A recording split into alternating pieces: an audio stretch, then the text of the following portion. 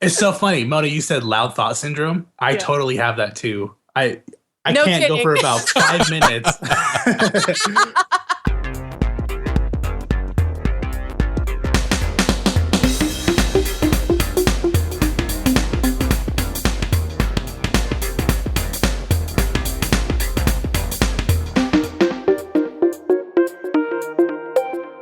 Hello, everyone, and welcome this week to Irenicast. We are the weekly podcast dedicated to conversations on faith and culture. We are your hosts. I'm Jeff. I'm Mona. And I'm Alan. We are back. We're kind of back to normal now. No guest hosts, no switching around. It's been a crazy month. We're kind of settling back into a routine before we mess it up again. You love routines.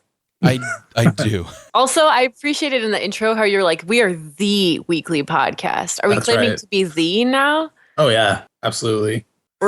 Yeah, absolutely. As far as quality, not only of content, but of character, we are the weekly podcast dedicated to conversations. We Oh, have so no. much faith and culture to talk about. It's That's true. why. It's We true. have faith in our own culture.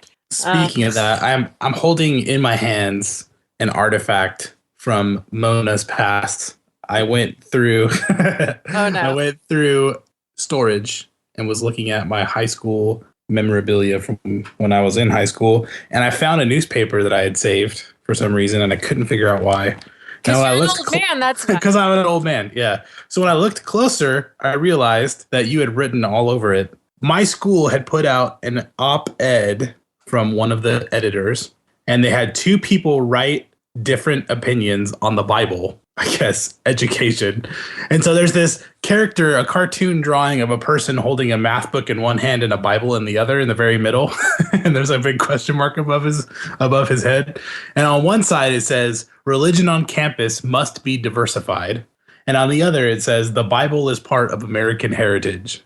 Mona has taken a pencil and gone through all of these things that the writers weren't thinking about and the mistakes that they were making. It's pretty amazing. Oh my God. Younger me was cray. Is there any way this can be scanned and put No! up? No. God. At one point, this guy on the, I suppose, secular side or the religions must be diversified side talks about not forcing everyone to listen and be alienated from a person's freedom and from their religious independence from other people's beliefs.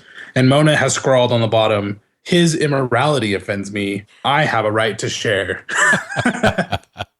I'm in physical pain hearing that. Oh my God, Alan. I can't believe you just sprung this on me. I didn't know Yeah, this you was did going to not know happen ahead today. of time. But, all I have to say, though, is that everyone knows that God hates math.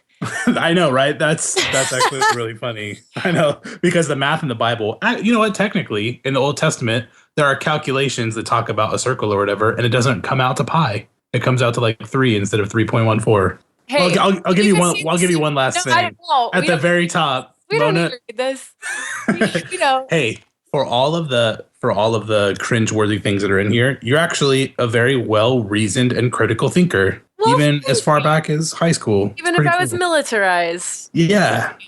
All right, okay, fine. You get one more. No, I won't do that one. Okay, I was going to ask you guys if you've seen this video circulating on Facebook or whatever. I don't know if it's real or if it's a hoax. I think it's a hoax, but they're asking Miss. Oh, the double moon? That's actually a hoax, Mona, just so you know.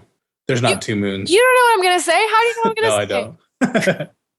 Get out of here. Go ahead. There's a video of people asking Miss USA contestants if math should be included in school curriculum. And they're all like saying ridiculous things about how unnecessary math is. But I don't know if it's real or not. So maybe we could put it in the show notes and people can vote like whether they think it's real.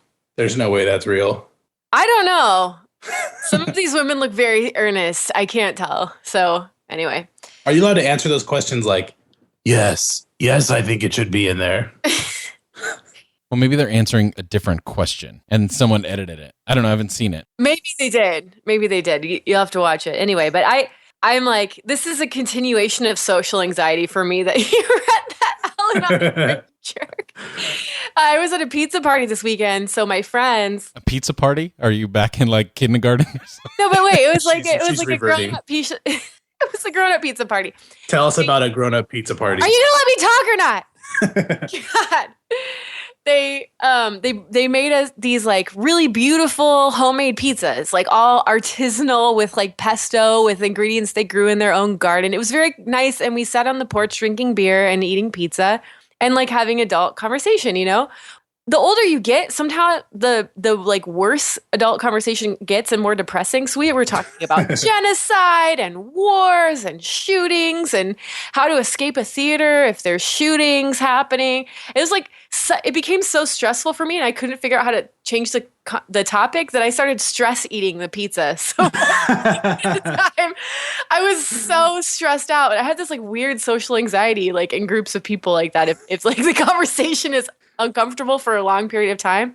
Like one time I was sitting around a dinner table with a bunch of people, and I think I ate like 6 dinner rolls. I just like was like, I'm so stressed right now. You're like, I got to get as much pizza in my stomach as I can in case this nuclear winter happens right now. Right? That's like what it was. Have you guys ever experienced? Not anymore. I have kids. My weekend is the exact opposite of what you just did. It's not an adult pizza party. It's not artisanal. There's no beer. There's about 3 of the same words that are repeated over and over again. And we listen to one song over and over again. But, you know, the yogurt is flowing, you know. It's a party over here. When I was at your house a couple of weeks ago, Jeff, one of your daughters, like, she was eating chips, and she had a handful of chips and looks directly Mom in the eye and like brings her hand from over the coffee table to over the carpet and just starts in slow motion smashing the chips and then watching them fall into the carpet.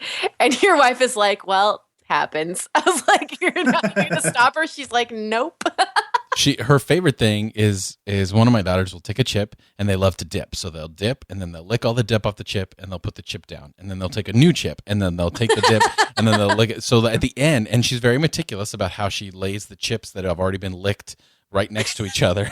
So there's about 10 of them on the table that have all been like licked clean of the dip, and then she'll do the smashing thing and throw it on the floor. It's so funny. That's a party right there. Oddly specific for a not even 2-year-old. It is. Yes, it is. The grass is always greener, right? Right, exactly. So, you know, I long for conversations about genocide and the world ending, and you probably long for smashed chips and licked dip. I don't know if I go that far, but your kids are dang entertaining, so I'd take a night of hanging out with them. All right. Well, this week, if you probably can't tell based on how the conversation has gone thus far, we're going to be talking about listening.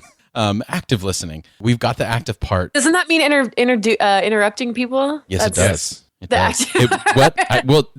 No, I'm just joking.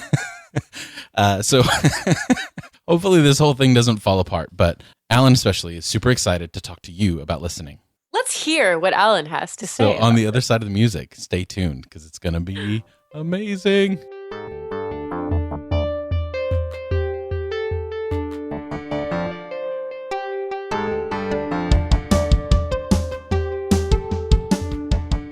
So now that we've had a chance to center ourselves and become mindful, we're going to we're gonna talk a little bit about active listening. So, Alan, why don't you go ahead and just kind of lay the framework for this conversation, and then we'll see where we go from here. Yes, we'll listen. Sure.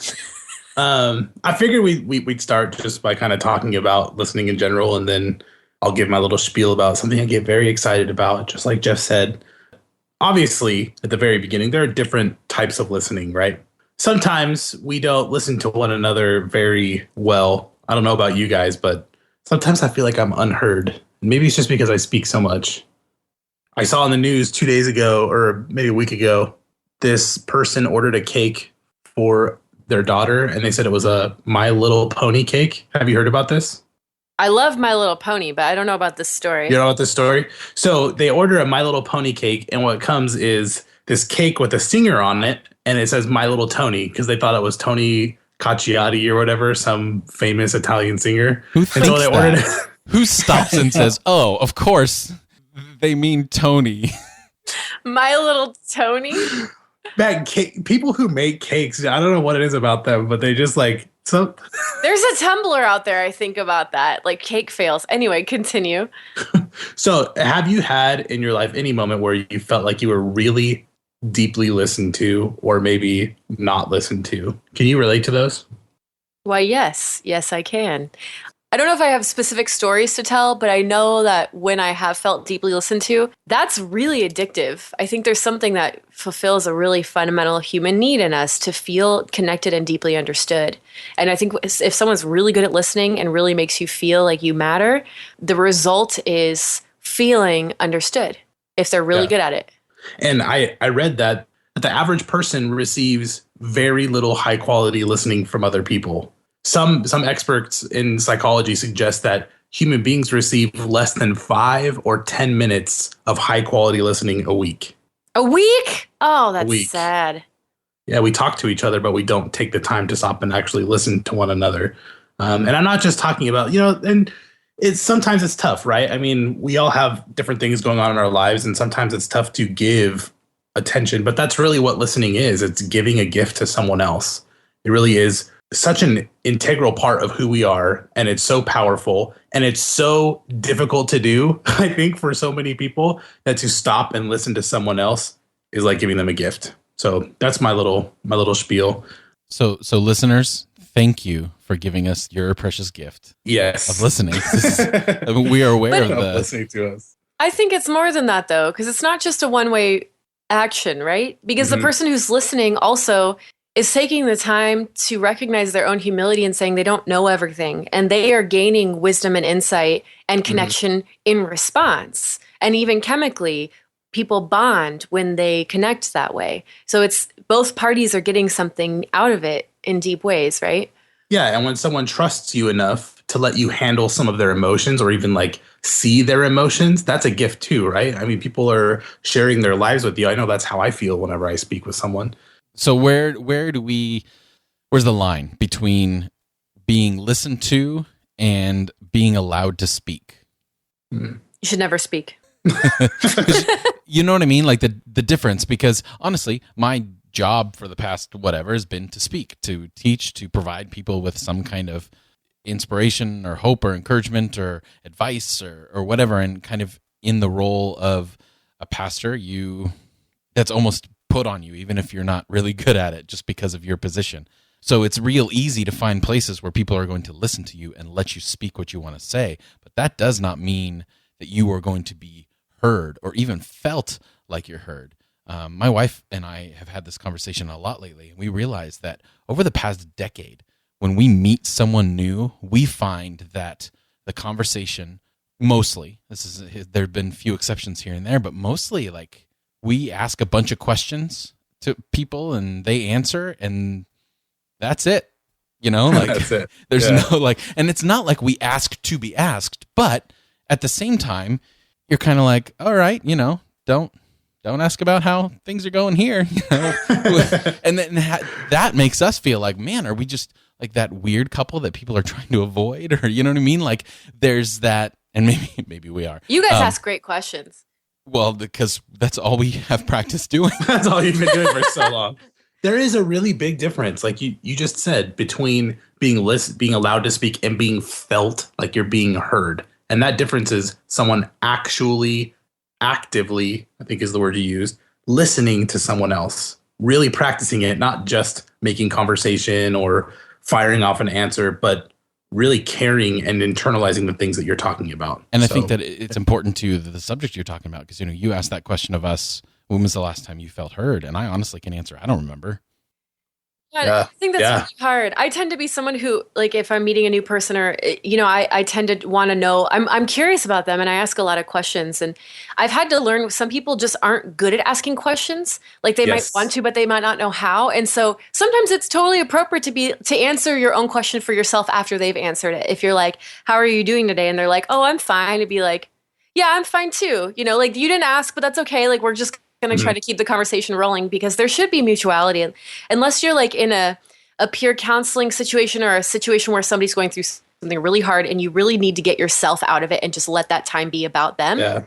I don't think it's healthy to have that dynamic on a regular basis. It should be mutual. It should be a give and take, like an ebb and flow, if you're really trying to be in somebody's life, but it's interesting as you were asking that question, Jeff, at the beginning, I thought, you're saying when is it appropriate to speak? And I started thinking that questions are actually a pretty amazing way to speak because you can lead people to their own conclusions in kind of a Socratic way by not telling them what they should think or what conclusion to arrive at, but like, have you thought about this? Or what do you think about this? Or, I'm wondering about, you can actually say a lot just by the questions that you ask, right? Yeah, and that's the purpose of, I'm going to outline kind of the things that, just two things. Yes, the whole purpose of active listening or really listening to someone is helping them, allowing them to arrive at their own conclusions in conversation with you, not being judgmental or giving advice or doing some of these other things, but just allowing someone to work out their reality is what listening is, or at least really good listening. And the other thing is that this practice of listening to other people is difficult. It's a skill. And like, I even went to classes in my master's degree program that taught us how to do this. And I realized I wasn't very good at it. I think that's the first realization of every student of pastoral counseling or maybe even psychology. They sit down and they realize, wow, I'm a really bad listener. All these things that put up roadblocks for someone else and stop their conversation or their self meaning making for their life is stuff that I do all the time. So I would like to illustrate some of that stuff. But before I do, how has the church or society taught us to listen? Outside of, being trained as a counselor or whatever, like the only thing I ever heard was youth group messages. And maybe I give these youth group messages that said, hey, when you're listening to someone else, don't just wait to say something that you want to say. Did you guys ever hear that? Like, when you're listening to someone else, don't just process in your brain something that you want to say. Actually listen to them. Did you hear that? So like the baseline standard is, hey kids, don't be a narcissist, but like we're not going to teach you actual skills to survive in the world like that. Yeah. I feel like we're not taught empathy as well as we could be, because I think feeling empathy and conveying empathy are really different skill sets, right? Yeah. And I think for church setting, it's more not what we were taught explicitly, but implicitly, like the way the service is structured. You're kind of taught more than anything to listen, or at least put in a place where all you do is listen. So when you get a chance to talk, you kind of, I don't know, maybe go overboard. Like I think there more was communicated to me about what listening is based on how it's supposed to behave in a church setting. Yeah, I don't think we actually personally sitting and listening to a sermon every week is good listening skills because you're not required to interact with anything. Nothing's required of you. You don't have to be active at all. And in fact, for someone like me who has like diagnosed ADHD, I usually, if I sit through a 12-minute sermon, I'll probably hear about 2 minutes of it, even if I'm really trying to concentrate. My brain just goes, I have what I call, I don't know if anybody else calls this, I don't know if I made this term up or not, but this is what I call it. I call it loud thought syndrome. My thoughts are so loud, and I often can steamroll somebody else in a conversation because I'm so preoccupied with what's going on in my own head that I get myself lost. And it really has taken a lot of work for me to learn how to not do that. Something that really has helped me, and then Alan, I'll give it back to you, but something that's really helped me get a hold of what it means to listen is that in every conversation and every time someone's telling you something, there are 3 levels of things happening. There's the text, so like what's happening on the surface. So if you imagine you're reading a book, right? This person is telling you a story. There's the text, there's the words that appear on the page. There's the subtext, so like what's like reading between the lines. Okay, so what's kind of going on under the surface? Like they're kind of saying this, they're not saying it in so many words, but this is kind of where this is going. And then there's a third level of what this comes out of post-colonial literary theory called the null text, N-U-L-L, what they're not saying. And sometimes what people are not saying is just important as what they are saying. And so if you really if you listen with those 3 levels in mind, listening becomes super interesting. It's not just like doing a duty, like, okay, I'm being a good friend now. I'm like, this is my obligation. I have to hear this person out. Then it's like, oh, I can actually be deeply curious about this and really, truly kind of get into the meat of what they're saying, what they're not saying, what they might want to say, but they don't have the language for. And I can say, hey, it sounds like you're saying this, and they can say, yes, it is, or no, it's not, So those are just some basic listening skills that have helped me throughout the years. That makes me think, particularly all of us coming from evangelical backgrounds, even when they are talking about listening, it was usually in the context of evangelism, which you already start with an agenda, so you can never really listen. And then Yeah. if we're in a community that interprets its own literary text only on that first level of listening that you're talking about, Mona, that idea of this is just what's happening and what's happening, that's it. There's nothing in between.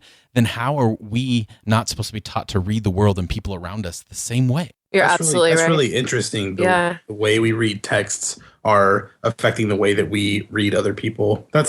I never thought about that. That's such a good connection, Jeff.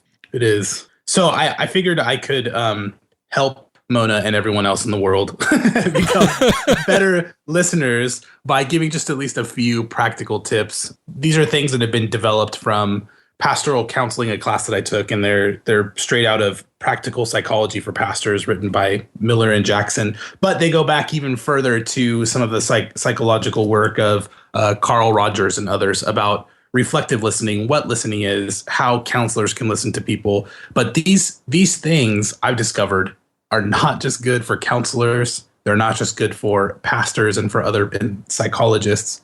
But if you put some of this into your daily conversations with people, if we kind of retool the way that we look at conversation and look at other people, it opens up huge worlds that I didn't even know exist and that I've enjoyed ever since being introduced to this, applying them. So basically, in reflective listening, active listening is like the broader category, but reflective listening is specifically what I'd like to talk about. It's really important, first and foremost, you guys, to pay attention. Did you know that? I'm sorry, what? Wait, what'd you say? It's exactly. It's so funny. Mona, you said loud thought syndrome. I totally have that too. I No can't kidding. go for about 5 minutes. I know all of our listeners are like, "Oh my gosh, really?" That's why we get along. This podcast has been It's good exercise in getting over that, right? Yes, it's true. And We it's freaking so have to listen to difficult each other. when you're listening to someone for an extended period of time. Say you want to give someone a gift and you're like, you know what? I'm going to dedicate the next 15 minutes to listening to this person because they want to speak. If you do that, it is so difficult sometimes to stay with them in the moment, and my brain just trails off. Well, and some people are just shitty talkers. Like they get, I'm sorry. No, it's true. Though, they get really lost in the details. They're like, yeah, and then I had a sandwich. What kind of sandwich was it a turkey sandwich? I think I had lettuce, but I'm not sure. There were definitely tomatoes. And you're so like, that brings me to my second point. That brings me to my second point. When you're listening to someone, non-judgment is probably the second most important thing besides just paying attention.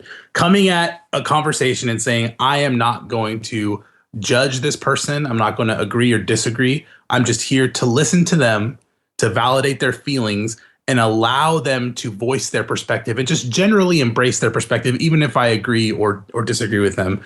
You are allowing them to speak and kind of create their own meaning and author. And this probably touches even on feminist theory, to author their own story, right? Absolutely. And what is it? Can you talk more about creating meaning, though? I think that might be a new phrase for a lot of people. Oh, sure. Meaning making is kind of a hot button keyword these days, but what the heck does that mean? Well, there is a social psychological idea out there that people discover what they believe as they speak. And I think that that's happened on this podcast too. Sometimes we just start talking and then eventually we realize and we discover the things that we're believing and feeling as we are talking. And so if you let someone talk about their story, they're actually kind of constructing their own story and you're helping them. You're not redirecting them or judging them, but you're allowing them to own their feelings, to say, this is how I feel about this situation. This is my past. This is my future.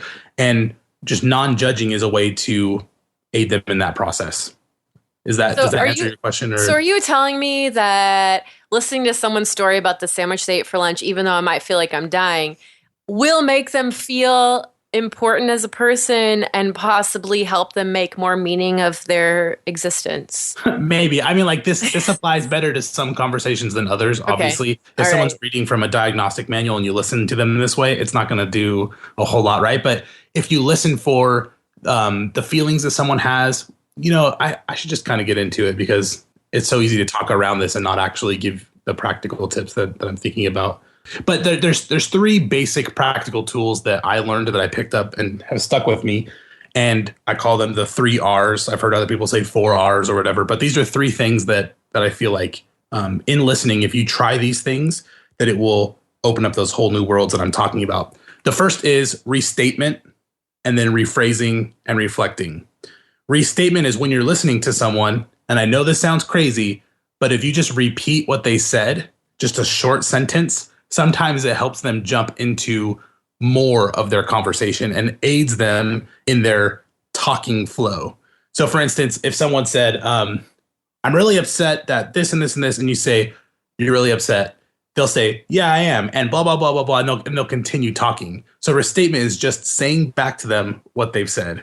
I know that sounds crazy, but it works really it works really well. Really yeah. Makes people feel heard. Does it though?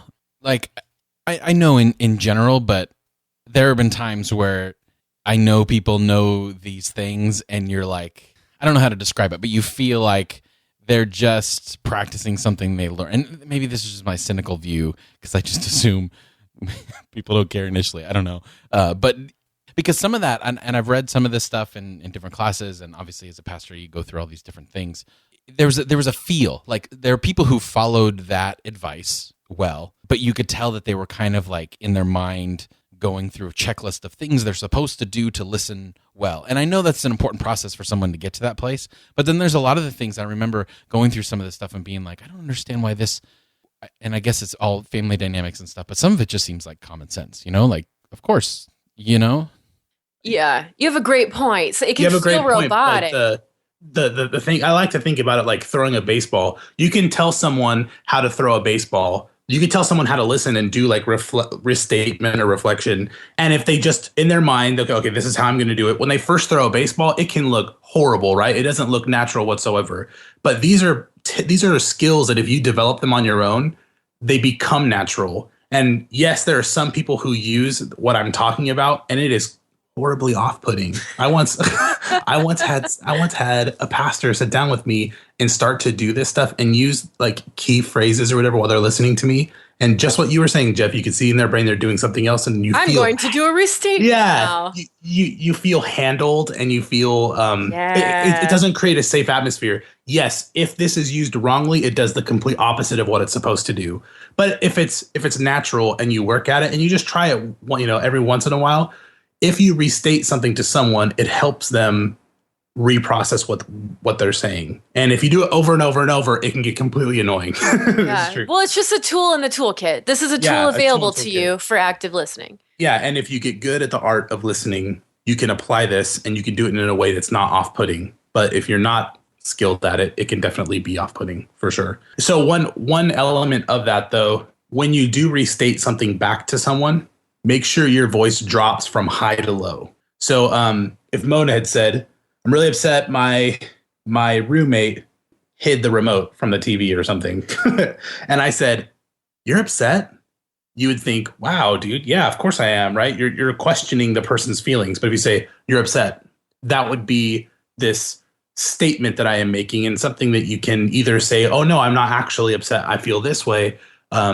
But when you ask a question and it lilts upwards, it's more accusatory than enabling someone to continue listening. Yeah. Does that make sense? So that was the first one, the restatement? Yeah, restatement. Okay. And the second is a little bit more risky, and it's called rephrasing. You listen to someone speak for a while, and then you try to summarize what they are saying. You take a guess as to what they're actually saying, and you put it out there. You say a sentence, and it'll help them clarify what they're talking about. So it sounds like you're saying, say something back to someone, but use different words. Yeah, exactly. Thank you. Yeah. You're welcome. So I could either say, exactly, that's right. Or I could say, oh, no, that's not what I'm saying. I meant this. So I have an example here. I found on the internet. Apologies to whoever I stole it from. But if someone said, I've worked as a maid in a hotel and I really hated that job. We had only 22 minutes to clean a room, and some of the rooms were a mess. In the summer, it was really miserable because the air conditioning wasn't on in all the rooms. I cleaned a laundromat at night after it closed down. The hours were terrible. I only got 2 hours a night, so it wasn't very much money, and I had to work from 11 to 1 a.m. I didn't feel safe going back and forth to work. Someone could respond and say, so you don't want another cleaning job. And that would be a reflection, right? You're rephrasing what they are saying. And they could say, I didn't say that. I didn't like the hours, the laundromat job, but the work was okay. I worked alone and I could work at my own pace. And the person could could guess again and say, oh, and being made to work too fast at the hotel bothered you. It sounds like it's important for you to be able to work at your own pace. And the person would say, yes, that's right. So basically, reflection is when you're listening to someone and they're speaking, sometimes summarizing what they are saying gets them closer to the meaning that they are trying to say. And sometimes you're right, sometimes you're wrong. And the more skill you have, the better you can get at that. But basically, that helps someone in their process and in their conversation process. I find a better strategy in that moment is just to tell them how to fix it.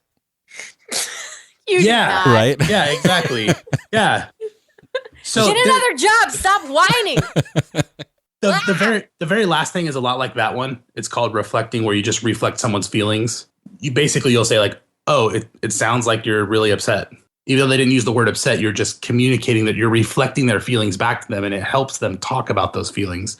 And that's one you have to be really skilled at, because if you don't do that well, it's very off-putting. Like when someone says, what I hear you saying is, you're like, dude, no, right? But if someone says like, it sounds like you feel this way, sometimes it's really helpful. That's the third and R. I think culturally, we don't have a lot of tools to really use feelings language. That's alien to a lot of us. Mm-hmm. Like to say, this doesn't happen, and this is how it makes me feel. And I already know, like a lot of us, it takes a lot of time to process our feelings, and we're not very good at so it can be very helpful for someone to come along and be like, hey, I heard everything you just said, and it sounds like you feel really scared about this. And you're like, oh my God, I do. Or you can say, no, I really don't. I feel another thing. I'm not sure what it is. And it might be some, but it helps. Yeah. All of this helps hone. And I've found with people I've talked to and like used these kinds of tools with, because I've also taken pastoral care classes, that it really puts a lot of energy into the conversation, because people get jazzed when they feel heard. They get jazzed and they want to open up and share more. They feel safe. They feel cared for. And so this especially is helpful for people who are a little hard to talk to. Don't be robotic about it. But yeah, so those are really awesome, Alan.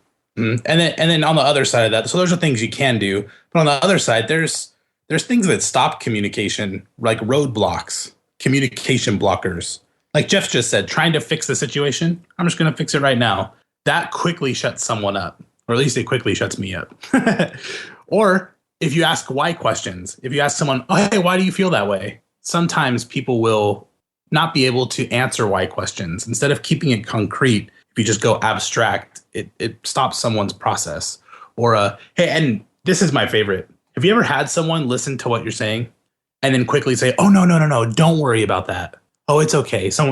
And they're trying to reassure you. Yeah, they're trying to reassure you. They're trying to when you tell someone not to cry who's upset, don't cry. Oh yeah, something like that. Or you say, oh, I'm really worried about going to college. You go, oh, don't even worry about it. You're going to do completely fine.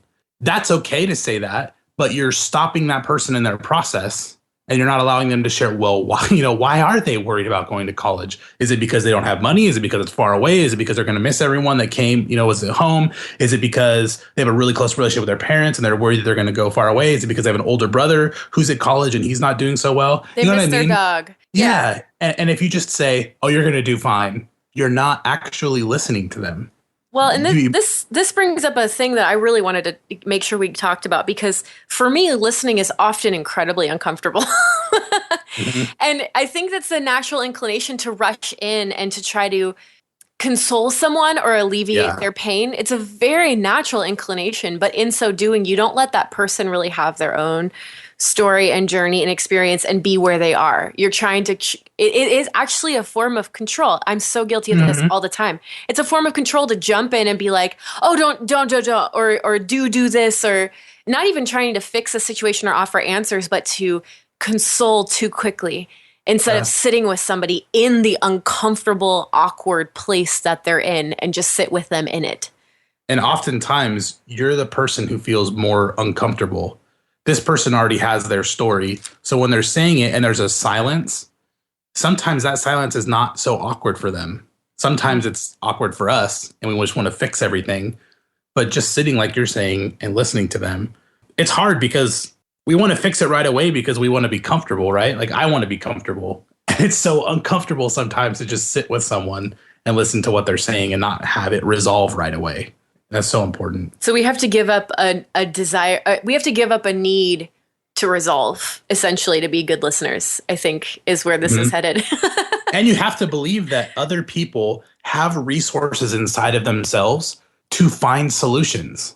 Yeah. That's actually a theological point. There's a lot of people who don't believe other people have what it takes to face their problems, that we need to come in and rescue them, or we need to come in and tell them how it's going to be. But every person we encounter has so much capability and so many things that they can do. And if we would just let them work out their reality and be a presence that listens to them, they can arrive at those solutions, and we can be a part of the process. I think that's really cool. That's what gets me excited. And I disagree a little bit in that we can be part of the process. I don't think we can be a part of the process. I guess, and what I mean to say by that, though, is that a lot of the need for active listening is in situations where grief is happening. And we cannot grieve on behalf of other people. We can't do that work for them. Like being a mirror to someone else is being a part of the process. That's what I was referring to. I'm not saying you're doing everything for someone else. I think you're agreeing with what I was saying. That's why I'm stopping you. When I say we can be a part of the process, it's we can lift up a mirror and let someone else work on their problem and just be a reflection for them, and like basically ask questions that let them work out their own thing. Yeah. Right. That's what I mean by being a part of the process, because you are a part of the process. These questions that you ask that help someone in their problems, although you're not offering advice, you're not judging them, you're not saying what they should or shouldn't do, you're just helping them arrive at their own conclusions. Like that to me is like exciting, and to me that brings me fully present with that person. And I'm glad it's exciting. I think for me that really kind of falls prey to a myth of progress, that like it's not exciting unless progress is being made and I get to tell myself that I'm included and I'm making a difference. But I think that hurdles over a really basic premise that everyone ought to experience the real human gratification of being made to feel special and wanted before anything else is resolved or worked on, or before any progress is made. It's that fundamental human sense of understanding that some people go so long without, and that's really what they need more than anything else, is just to feel loved. And that goes back to what I was originally saying. It's not about directing someone. It's not about finding solutions to their problems or advising them. It's allowing them to find meaning in their own experience. So I don't think what I'm saying should ever be construed about this like a myth of progress. But it should be allowing someone to go the direction that they're going. You know what I mean? Yeah, no, I think we're agreeing. I'm just teasing out some nuance, giving you a hard time. Jeff, what are you thinking over there? Yeah, what do you think about all this? You hate it. No, I don't. A little muddled. I don't hate it. I think that all that is true and important, but I think that the most important thing that we think of, or that we should think of when we're listening or we're interacting with people, is I think we legitimately need to ask ourselves first, why am I doing this? Like, am I really genuinely trying to cultivate a desire to get to know this person just because they are this person? Or do I want to get my point across? Or do I feel like we've talked about, I can help them, I want to see them make progress? Or am I just enjoying the moment for the same reason that I would sit outside my front door and watch the sunset? Like, I don't have anything to do here but just marvel at what this is. When it gets broken down, when anything gets broken down to a formula, I'm always uncomfortable with it, because there's to me, and I know that slippery slope arguments are, a slippery slope, but I don't know. Any formula to me, there's too much of an opportunity to get, and I understand that we need points and we need formulas. I think that's really astute, though. But going back to the baseball analogy, you could say it's so beautiful when that person pitches. Like, oh, look at how awesome at what they're doing, right? And some people could break it down to a formula, and it can become something that's not beautiful for sure, and that they obsess over or whatever. But it's not. I don't think it's about beauty. I don't think that knowing. Sorry, I don't think that knowing some key things that help us listen better.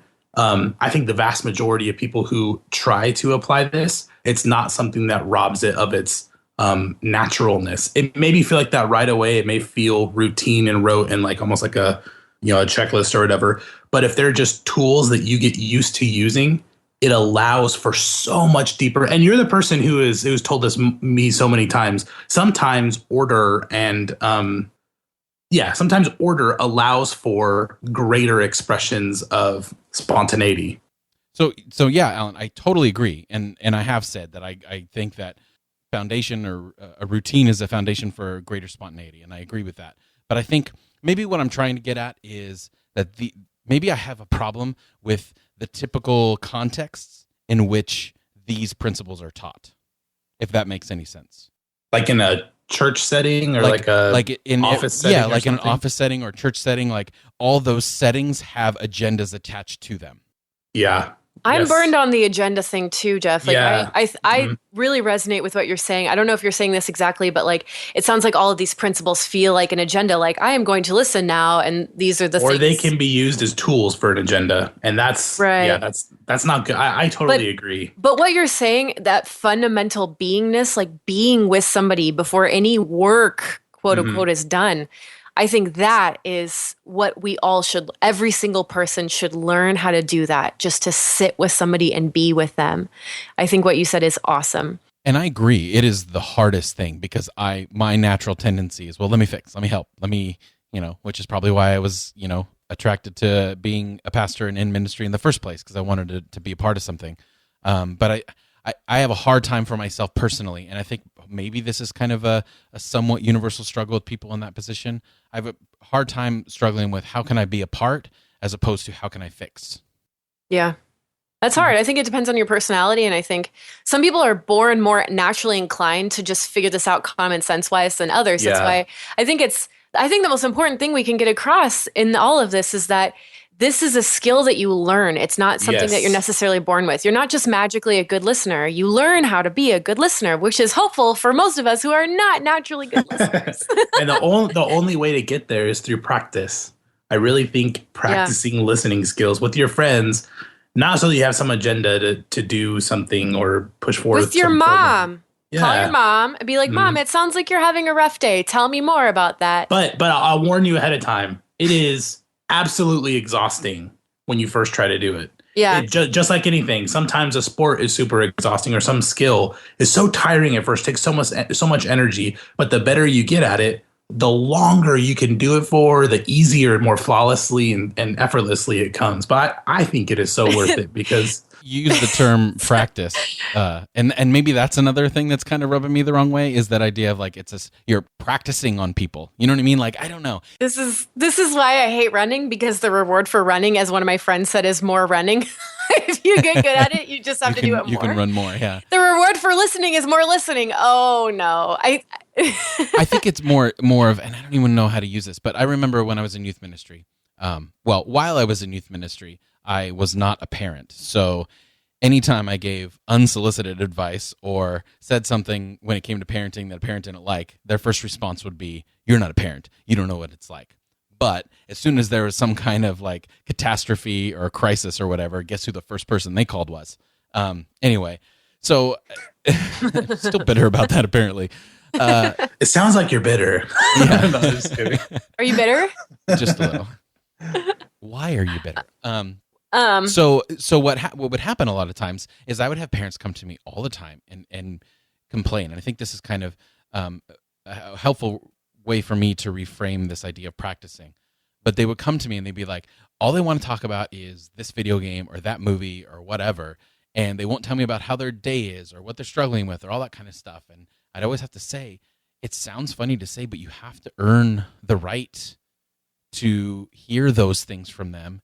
And part of how you do that is you listen to the small things and find them just as interesting, because those are not tests, but those are ways in which we gather whether someone's interested in who we are. So if they're not interested in the surface level of who I am, then who am I to say or even share with that person some things that are below that surface? So there's on the other end of it, trust building. Yeah, on the other end of it, there's that testing period. You're saying that practicing is rubbing you the wrong way, though. You don't like that word specifically because it's practicing on people feels disingenuous. Yeah. Well, and I think maybe if our rhetoric starts with my perspective instead of the other person's perspective, maybe that's where it's, because Alan, I totally 100% agree with all the things you say. I just, you know me, I'm a rhetoric guy. Like there's certain words and phrases that I think we take for granted.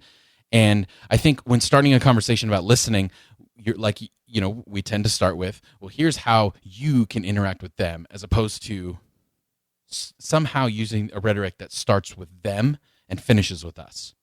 Yeah. I'm trying to figure out exactly. I can kind of see that. But it's hard though, because here's the thing though with all of this is I always think about this in terms of power and sharing power and who has power. And I think that some of us are more socialized to think more about the other person first as opposed to ourselves, and sometimes vice versa. And this is striking me in two different ways. First of all, listening is most important when people are at an impasse with each other, when it seems like an unresolvable sort of situation. And that's conflict resolution. That's another level of listening or another type of listening.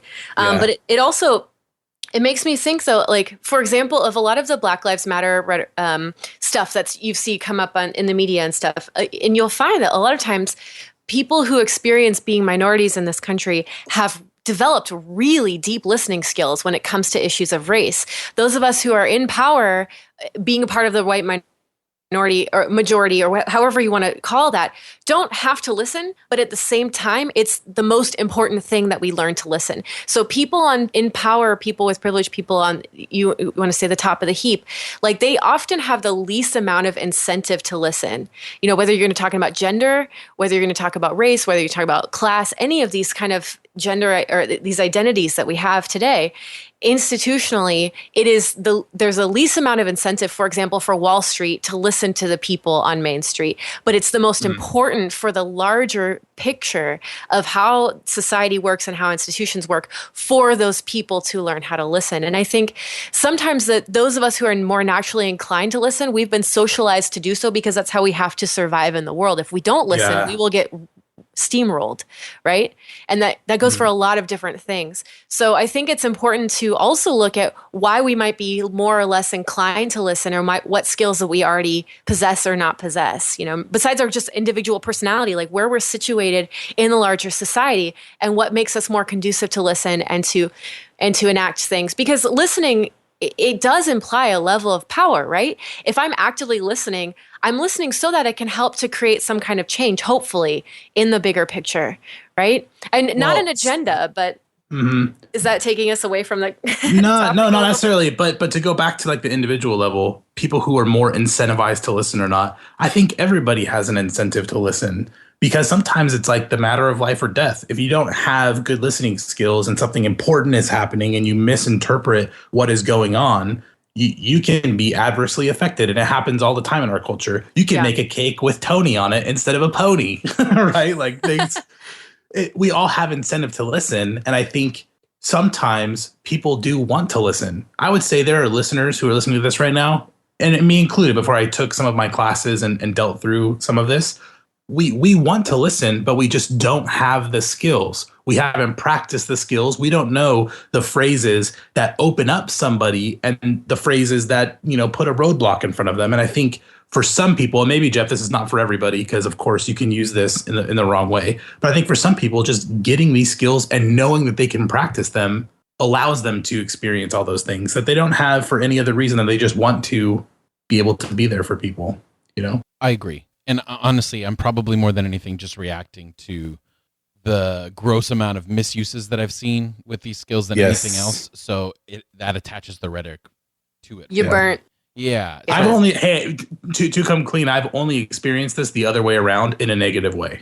I have only seen someone who is in authority above me use some of these skills in a negative way. So I totally resonate with that, Jeff. Well, then, I have seen it. How many missions operations have you seen where people are doing things in a community and the community doesn't want that or doesn't, you know what I mean? Like if we just took the time to listen. Poisonwood Bible. Did you ever that's read one of my favorite books. Yeah, that's an amazing book by Barbara Kingsolver. But there's so much heartache that could be avoided if we listen to each other. Something that I saw recently was a really cool TED Talk called How to Truly Listen by Evelyn Glennie. She is a deaf professional percussionist, believe it or not. And she has this half an hour TED Talk. It's not like the most spectacular thing I've ever heard, but she raises some amazing points that listening is so much more than hearing. It is a full body, heart, everything, encounter with something that's happening. And it's as much experiencing reality and experiencing people as it is like using the auditory glands or whatever you call them, and the certain parts of your brain that we associate with like hearing things, so that opens up like a whole nother world of really being present. So I think there's a few takeaways. Did I? There's a lot no, that's good. I think there's a few things that we can say at the end of this.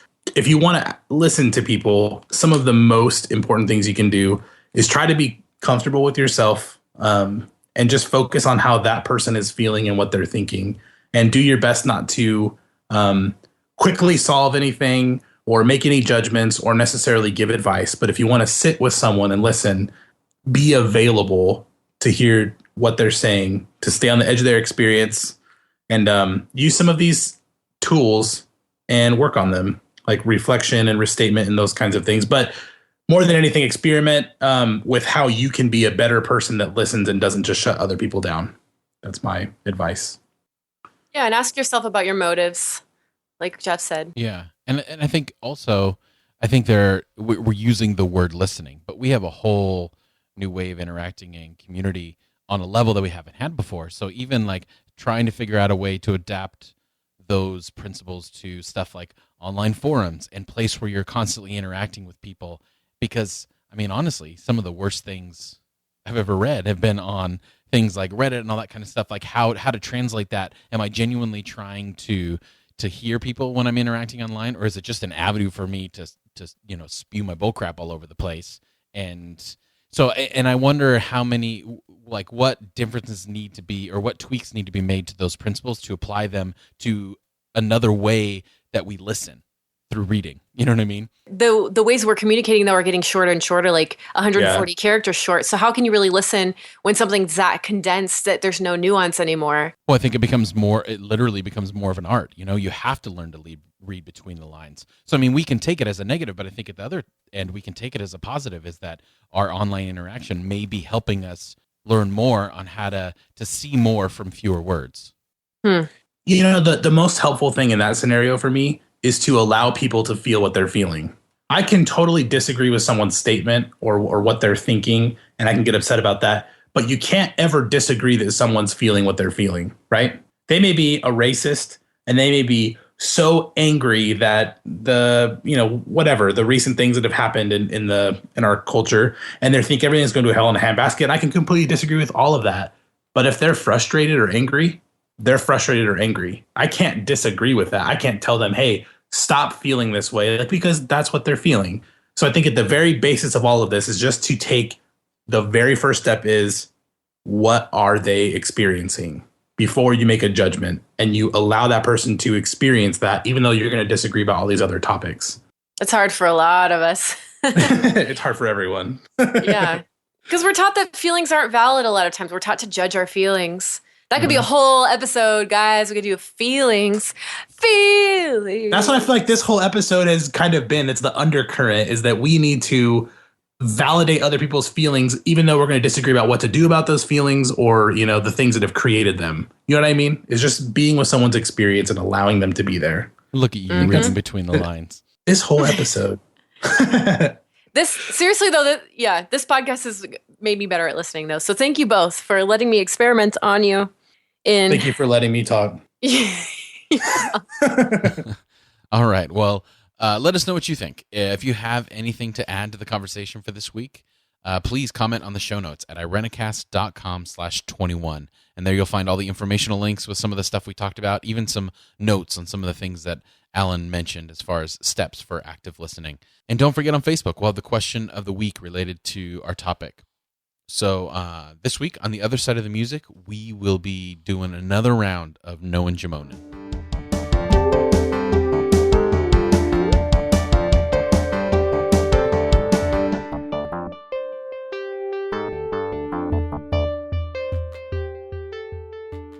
I don't know how many of you remember, but more than a few episodes, we did we came up with a celebrity name for all three of us. Celebrity baby name. That's right. So a couple name. Celebrity couple name, right? Because we're... oh, yeah, that's right. That's right. So we took all of our names and we came up with Jemonen, which is Jeff, Allen, and Mona Jemonen.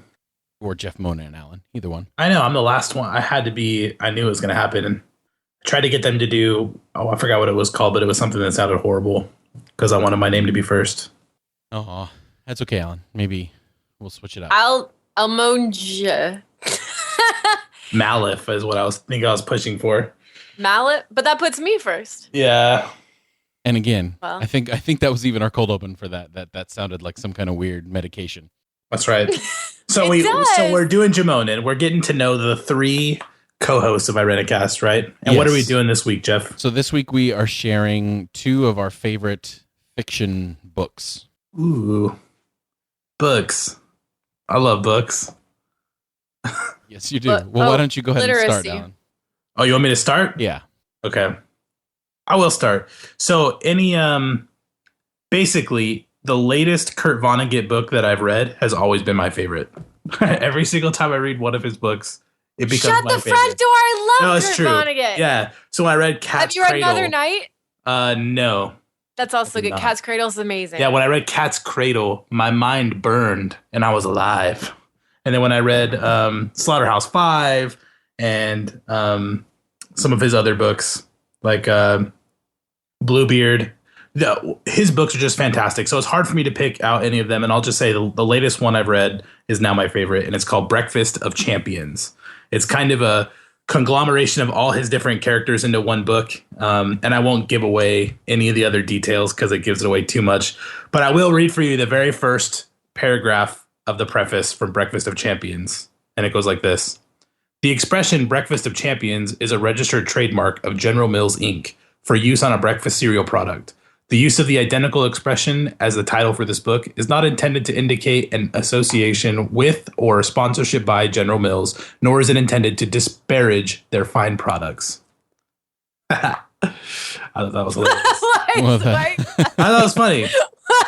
No, he goes on to talk about hilarious, humans. But he goes that on to talk about context is really funny. Yeah, he goes to talk about humans as being like huge rubbery test tubes with chemical reactions seething inside and stuff like that. He's got this very like it's really weird. It's really dark and cynical, but hopeful at the same time and hilarious. And I think if you can get your hands on a Vonnegut novel, you should read it because they're so good. Should I share my second or just wait for someone else to share theirs? Wait your turn! No, I'm just sure. You do what you want. Yeah, we'll just go ahead and share them all. This is about Okay. you. And the second would be my favorite before reading Vonnegut was John Steinbeck's East of Eden. It's kind of a big book, but it's about 2 different brothers at the turn of the century in Salinas, California.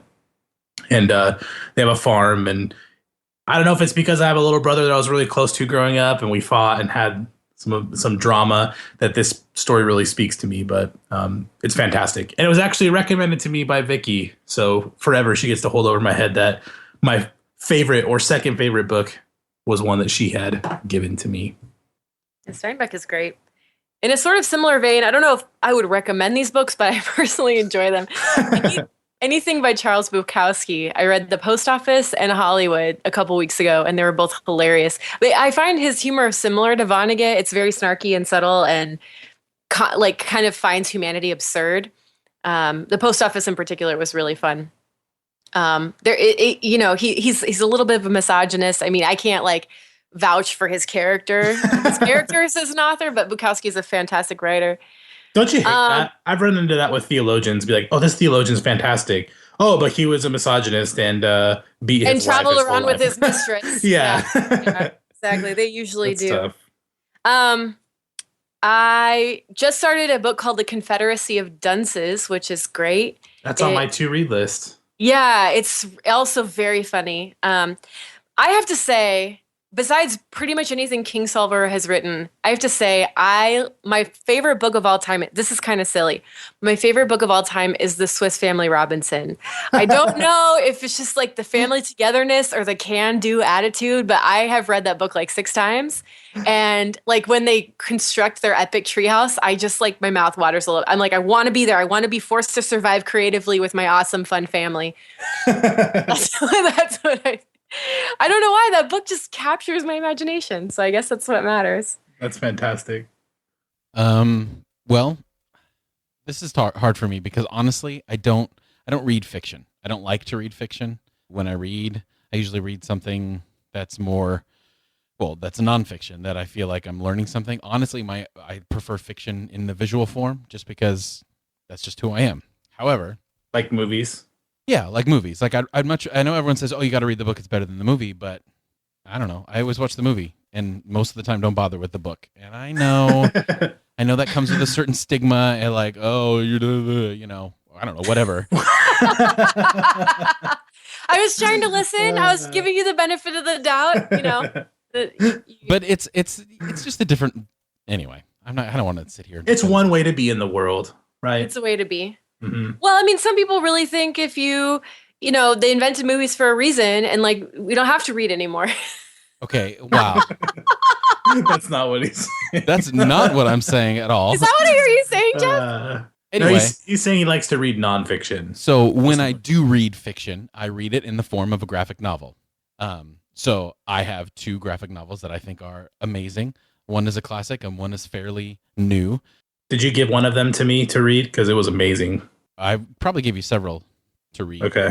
I think you're thinking Watchmen, but that's not going to be one of the ones I'm going to recommend. That was so good. But I do recommend it. Don't watch the movie. Read the graphic novel. Yeah, don't watch the movie. Read the graphic. But my first one is a classic Batman story. It's called Return of the Dark Knight, or The Dark Knight Returns, sorry.